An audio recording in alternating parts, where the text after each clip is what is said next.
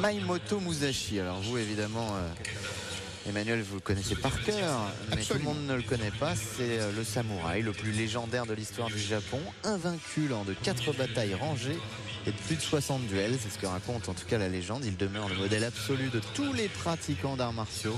Et la troupe du souffle du vent, toujours très spectaculaire, va retracer justement les combats marquants de la carrière du samouraï Musashi. Le voici qui débarque avec ses 2 sabres. C'est la marque de Miyamoto Musashi qui a créé une école, la Niten Ryu, qui s'appelle l'école des 2 ciels, parce qu'il l'utilisait comme ça, 2 sabres dans ses combats.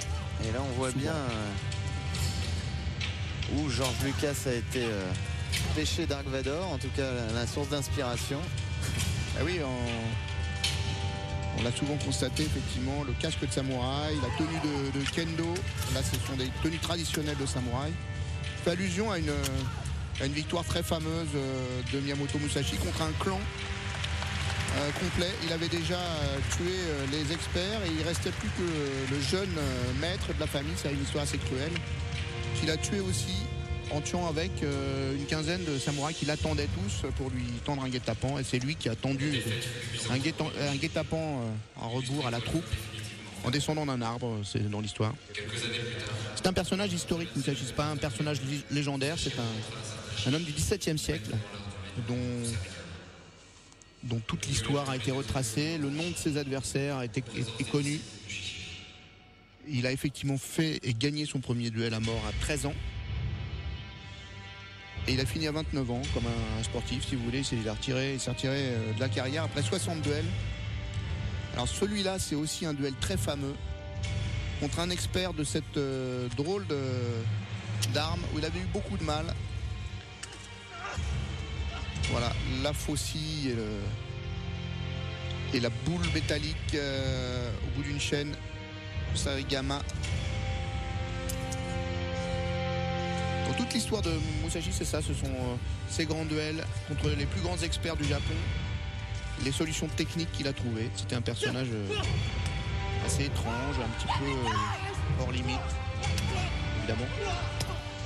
Il n'a pas tué tous ses adversaires, puisqu'à la fin de sa carrière, il avait tendance à utiliser un sabre en bois contre ses adversaires qui, eux, gardaient leur sabre métallique, mais il était tellement au-dessus du niveau qu'il lui utilisait un sabre en bois. Ceci dit, il leur fracassait quand même le crâne de temps en temps, donc ça n'aidait pas. D'ailleurs, son dernier duel contre le plus grand expert de l'époque aussi, s'appelait Kojiro.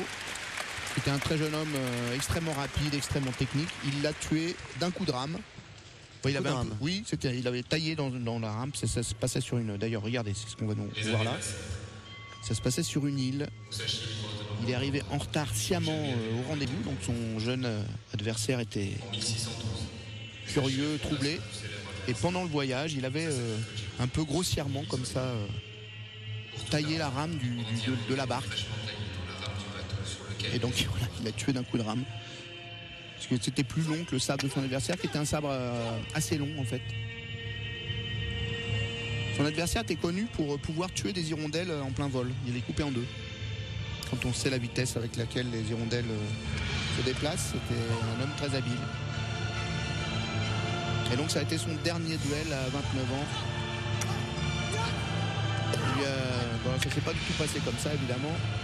C'est pour le show, ça s'est passé d'un seul coup, évidemment, comme toujours les duels au sabre japonais. C'est lui qui avait la bonne distance. Son adversaire a jeté le fourreau de son sabre. Et Musashi lui a dit, ça veut dire que tu as perdu. Et il lui a fracassé le crâne. Sympa votre copain Musashi. Ça vous laisse de marbre ou alors vous êtes... je suis impressionné. Il entama une quête spirituelle, rédigea le traité des sacrements, l'œuvre de sa vie, et se consacra au perfectionnement de son art. Une recherche authentique et absolue. Alors on nous explique qu'effectivement il s'est retiré. Donc à 29 ans il arrête les duels. Il devient un homme connu, il devient général en chef. Même s'il n'a jamais très bien. Il n'a jamais été très apprécié parce que c'était un homme vraiment solitaire, probablement. Un solitaire, rebelle. Et à 60 ans, il s'est retiré. Il a écrit le traité des 5 coups, le Gorin no Sho, comme on dit en japonais, qui est une œuvre majeure de la littérature mondiale, un traité qui est toujours utilisé par les industriels japonais, comme un livre de chevet.